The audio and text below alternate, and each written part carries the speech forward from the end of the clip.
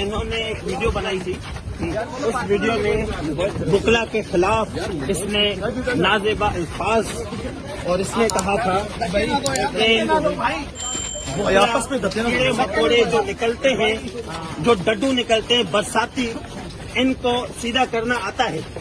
कहने की बात ये जो मुकदमा दर्ज करवाया गया था कोर्ट के ऑर्डर पे हुआ था, उसके बाद नमाज की बेहुरमती का मुकदमा था, ना कोई पर्सनली किसी वकील के साथ आज वाला जो मामला हुआ है, ये जो वकीलों ने मिसबिहेव किया है, वकीलों के बारे में बोला है, उस बुनियाद पर हमने किया है। और हम इसको जो कराची की हमने मेहमान नवाजी के साथ किया, हमारा भाई है, लेकिन वकील कोई भी वकील बताए वकील के बारे में बोलेगा तो ये असर होगा, ये ले रहा सबके लिए कराची